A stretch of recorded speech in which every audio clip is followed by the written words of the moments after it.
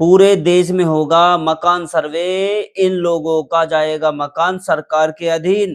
दोस्तों, आज की वीडियो बहुत ही ज़रूरी होने वाली है, क्योंकि इस समय पूरे देश में एक चीज़ बहुत तेज़ी से चर्चा में चल रही है और वो है घर-घर होने वाला मकान सर्वे।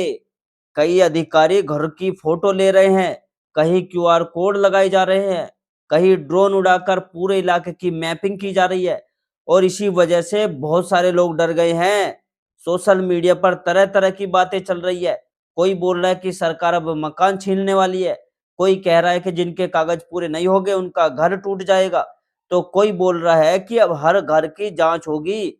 अब ऐसे में आम आदमी परेशान हो रहा है कि आखिर सच क्या है और ये मकान सर्वे सरकार की तरफ से क्यों किया जा रहा है। तो दोस्तों, आज की इस वीडियो में हम ये समझेंगे कि मकान सर्वे आखिर है क्या? सरकार ऐसा क्या कर रही है? किन लोगों को सच में सावधान रहने की ज़रूरत है? किन लोगों को बिल्कुल भी डरने की ज़रूरत नहीं है?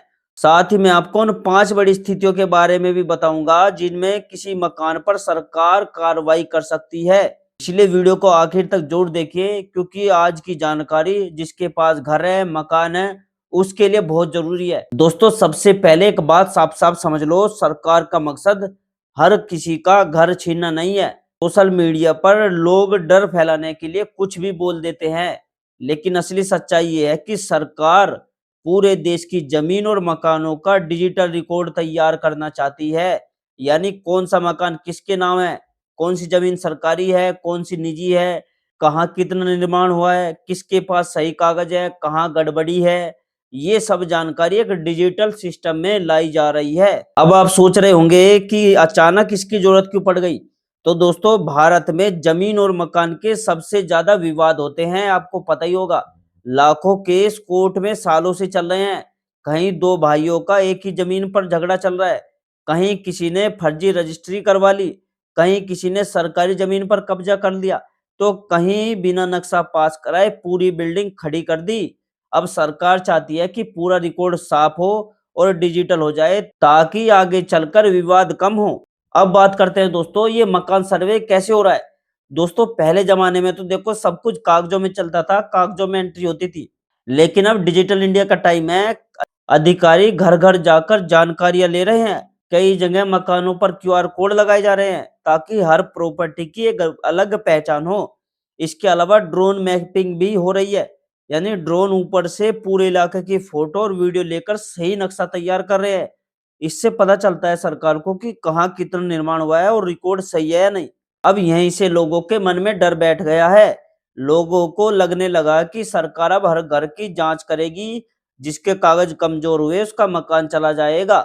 लेकिन दोस्तों, ऐसा बिल्कुल भी नहीं है कि हर आदमी खतरे में है।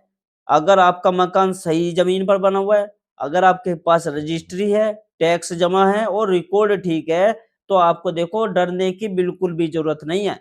लेकिन हाँ, कुछ ऐसी स्थितियाँ ज़रूर है जिनमें प्रशासन कार्रवाई कर सकता है आपके मकान पर, और यही वो 5 बड़े कारण हैं जिनकी वजह से लोग ज़्यादा चर्चा कर रहे हैं। तो चलिए अब इन 5 कारणों को मैं एक-एक करके समझाता हूँ। देखो, सबसे पहली स्थिति है सरकारी ज़मीन पर अवैध कब्ज़ा। दोस्तों, ये सबसे बड़ा मामला होता है। अगर किसी ने सड़क की ज़मीन पर मकान बना लिया, नाले पर कब्ज़ा कर लिया, रेलवे की ज़मीन पर घर बना लिया या पार्क की जगह पर निर्माण कर लिया, तो ऐसी जगह पर कार्रवाई हो सकती है। आपने कई बार टीवी पर भी देखा होगा कि बुलडोज़र चल रहा है, अवैध कॉलोनियाँ हटाई जा रही है या सड़क चौड़ीकरण में मकान टूट रहे हैं। इसका बड़ा कारण यही होता है कि ज़मीन सरकारी रिकॉर्ड में सरकारी निकलती है जब चेक होती है। कई बार क्या होता है दोस्तों कि कई लोग जानबूझकर कब्ज़ा नहीं करते। कई बार लोग प्लॉट खरीद लेते हैं और फिर उन्हें बाद में पता चलता है कि ज़मीन तो विवादित थी या सरकारी रिकॉर्ड में थी। इसलिए जब भी कोई ज़मीन खरीदो, सिर्फ़ किसी दलाल की बात पर भरोसा मत करना। रिकॉर्ड चेक करो सही से, तहसील में जानकारी लो और ज़रूरत पड़े तो वकील से सलाह ज़रूर लो। अब जो दूसरा बड़ा कारण है, वो है मकान के पक्के कागज़ ना होना। दोस्तों, भारत में लाखों लोग ऐसे हैं जिनके पास घर तो है, लेकिन पूरे दस्तावेज़ नहीं है।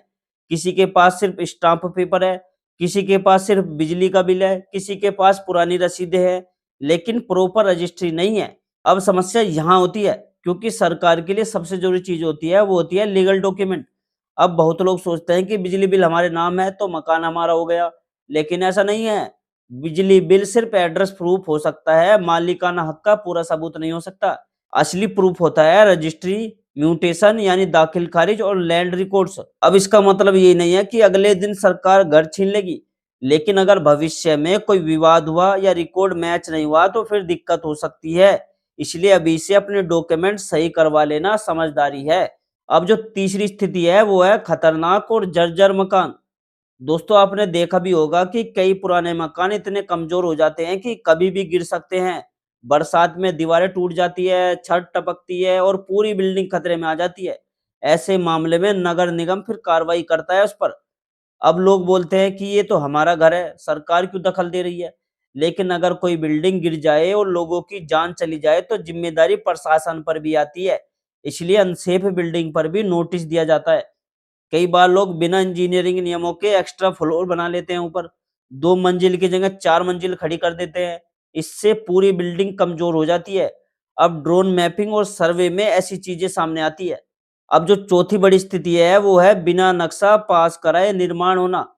दोस्तों ये समस्या छोटे शहरों और कस्बों में बहुत कॉमन है। लोग प्लॉट खरीदते हैं और सीधे मकान बनाना शुरू कर देते हैं। नगर निगम से अप्रूवल नहीं लेते। कई बार नक्शा कुछ और पास होता है और निर्माण कुछ और हो जाता है। पहले ये चीजें दोस्तों आसानी से छिप जाती थी, लेकिन अब टेक्नोलॉजी के समय में सब रिकॉर्ड हो रहा है। ड्रोन से पूरा एरिया स्कैन किया जा रहा है।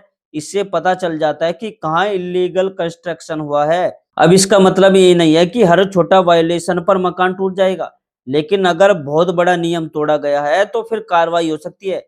इसलिए अगर आप नया मकान बना रहे हो तो प्रॉपर नक्शा पास जरूर कराइए। अब पांचवी स्थिति सबसे ज्यादा चर्चा में रहती है और वो है सरकारी परियोजनाएं।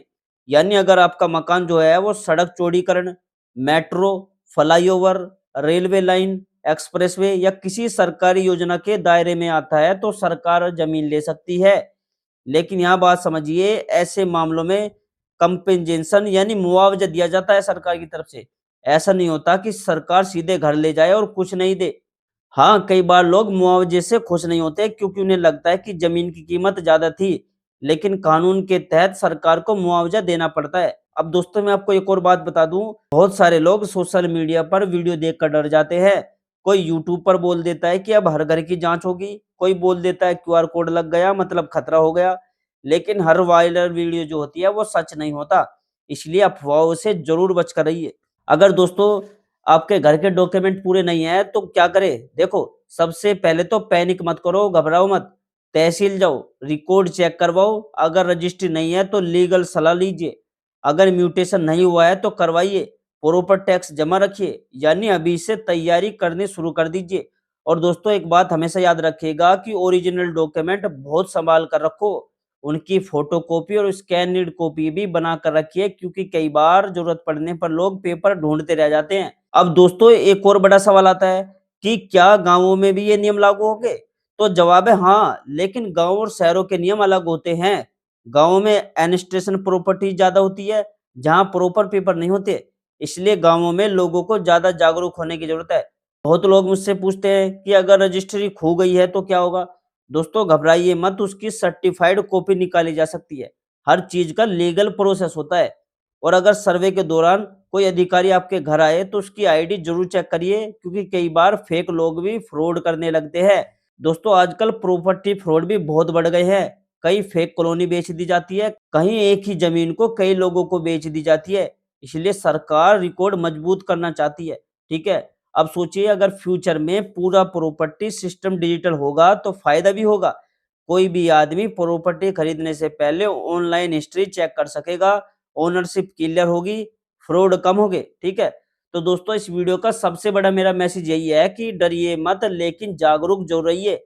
अगर आपके डॉक्यूमेंट सही है तो टेंशन लेने की जरूरत नहीं है, और अगर कुछ कमी है तो अभी से उसे ठीक करवा लेना, क्योंकि आने वाले टाइम में प्रॉपर्टी रिकॉर्ड और ज्यादा डिजिटल होने वाले हैं। इसलिए आज की तैयारी कल आपकी सबसे बड़ी सुरक्षा बन सकती है। ठीक है, अगर दोस्तों आपको ये जानकारी उपयोगी लगी हो तो वीडियो को लाइक कीजिए, चैनल को सब्सक्राइब कीजिए और इस वीडियो को अपने फ्रेंड, रिश्तेदारों सभी के साथ शेयर कीजिए, क्योंकि दोस्तों ये ऐसी वीडियो है जो बहुत लोगों के काम आ सकती है, बहुत फायदा करवा सकती है। इसलिए वीडियो को सब जगह भेज दीजिए। ठीक है, और दोस्तों आप कौन से स्टेट से, कौन से शहर से मेरी वीडियो देख रहे हो, कमेंट में जरूर लिखना।